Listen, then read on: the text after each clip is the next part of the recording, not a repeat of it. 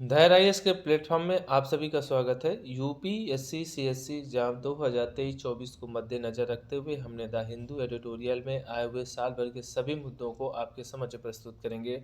आज का हमारा विषय है द कॉन्स्टिट्यूशन एंड पॉलिटिकल। इससे संबंधित एक टॉपिक जो चर्चा का विषय है, अनुच्छेद 105 चर्चा में क्यों है। बात करेंगे अनुच्छेद 105 चर्चा में क्यों है।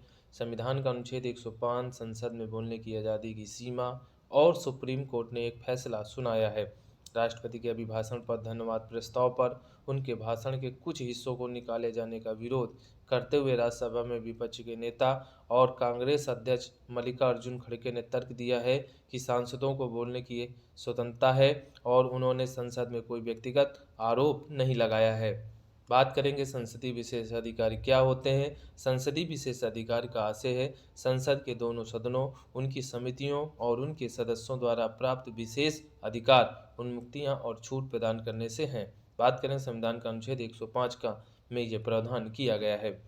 अब केंद्र के संदर्भ में अनुच्छेद देखते हैं। केंद्र के संदर्भ में अनुच्छेद 105 संसद, उसके सदस्यों और समितियों की शक्तियों एवं विशेषाधिकारों आदि से संबंधित है।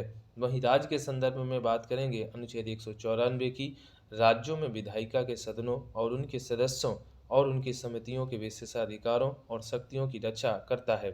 विशेषाधिकारों का दावा तभी किया जा सकता है जब व्यक्ति सदन का सदस्य हो और जब वो सदस्य नहीं रहता तो उसके विशेषाधिकार को वहीं समाप्त कर दिया जाता है। अब बात करेंगे विशेषाधिकार में क्या प्रावधान है।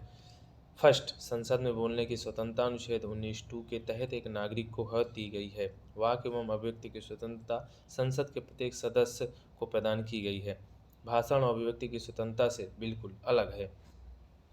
बात करेंगे सेकंड, भारतीय संविधान अनुच्छेद 105 के फर्स्ट के तहत उसकी गारंटी दी गई है, लेकिन स्वतंत्रता उन नियमों और आदर्शों के अधीन है जो संसद की कार्यवाही को विनियमित करते हैं और उनकी तक सीमाएँ सीमित हैं। बात करेंगे थर्ड की, संविधान के अनुच्छेद 118 के तहत कहा गया है कि अभिव्यक्ति की स्वतंत्रता संवैधानिक प्रावधानों के अनुसार और संसद के नियमों और प्रक्रियाओं के अधीन होनी चाहिए। चौथा, संविधान के अनुच्छेद 121 के तहत संसद के सदस्यों को सर्वोच्च न्यायालय और उच्च न्यायालय के न्यायाधीशों के आचरण पर चर्चा करने से प्रतिबंधित किया गया है। अब बात करेंगे इसी से संबंधित एक गिरफ्तारी से क्या मुक्ति है। किसी भी सदस्य को दीवानी मामले में सदन के स्थगन के 40 दिन पहले और बाद में तथा सदन के सत्र के दौरान भी गिरफ्तार नहीं किया जाएगा। बात करेंगे इसका क्या अर्थ है। यह भी है कि किसी भी सदस्य को सदन की अनुमति के बिना संसद की सीमा के भीतर गिरफ्तार नहीं किया जा सकता जिससे वो संबंधित है। बात करेंगे यदि संसद के किसी भी सदस्य को हिरासत में लिया जाता है तो गिरफ्तारी के कारण के बारे में संबंधित प्राधिकारी द्वारा अध्यक्ष को सूचित किया जाना चाहिए।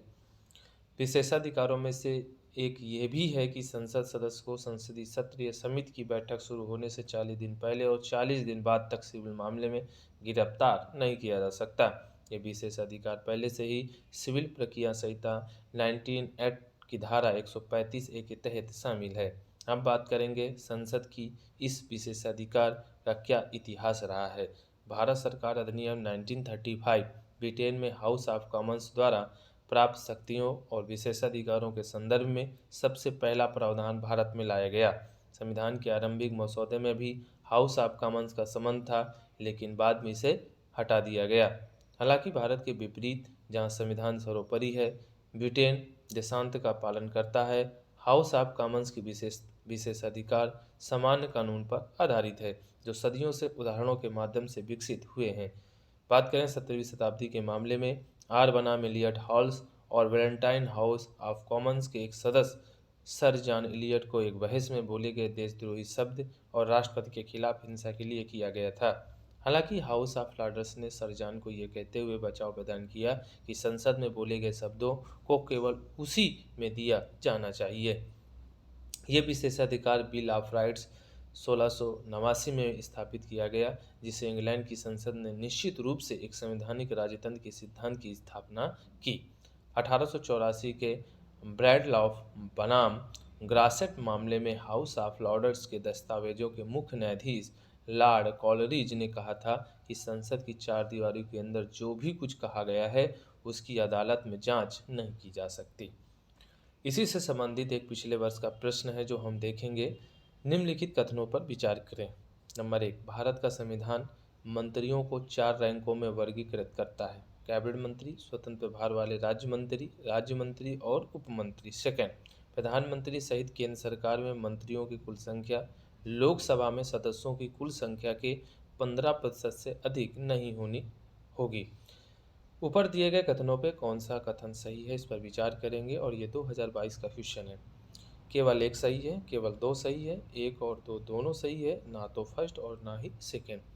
तो आप सभी लोग इस क्वेश्चन को करें और कैसे क्वेश्चन को समझें और बताएं अपना क्वेश्चन कैसा हमारा सही जा रहा है या गलत जा रहा है। इस पर हम बात करेंगे, इसके प्रमुख व्याख्या पर एक नज़र डालेंगे कि कथन फर्स्ट का गलत है क्योंकि मंत्रिपरिषद के लिए भारत के संविधान में कोई वर्गीकरण नहीं है। अनुच्छेद 74 में ये प्रावधान किया गया है कि राष्ट्रपति को सहायता और सलाह देने के लिए प्रधानमंत्री के साथ एक मंत्रिपरिषद होगी जो अपने कार्यों के अभ्यास में ऐसी सलाह के अनुसार कार्य करेगा। इसलिए ये क्वेश्चन पहला आपका कथन गलत है। बात करेंगे कथन सेकंड की, तो यह कथन सेकंड सही है। क्यों है, इस पर हम नज़र डालेंगे। संविधान 51वां संविधान संशोधन 2003 में हुआ था। अनुच्छेद 75 में संशोधन किया गया और इस संशोधन के अनुसार सीओएम में प्रधानमंत्री सहित मंत्रियों की कुल संख्या लोकसभा की कुल संख्या का 15% से अधिक नहीं होनी चाहिए। ये तो आपके लक्ष्मीकांत में भी बिल्कुल साफ साफ ये पॉइंट्स लिखा हुआ है। तो सभी लोग बहुत गौर से कोई भी टॉपिक पढ़ें तो बहुत गौर से पढ़ें जिससे आप क्वेश्चन यूपीएससी का कर सके आसानी से। ठीक है, तो आज का हमारा सेशन कंप्लीट होता है। ठीक है, तो यदि सेशन आप सभी लोगों को अच्छा लगा हो तो वीडियो को लाइक करें, शेयर करें और यदि अभी हमारे चैनल से नहीं जुड़े तो चैनल को सब्सक्राइब करें। Thank you so much. धन्यवाद। जय हिंद, जय भारत।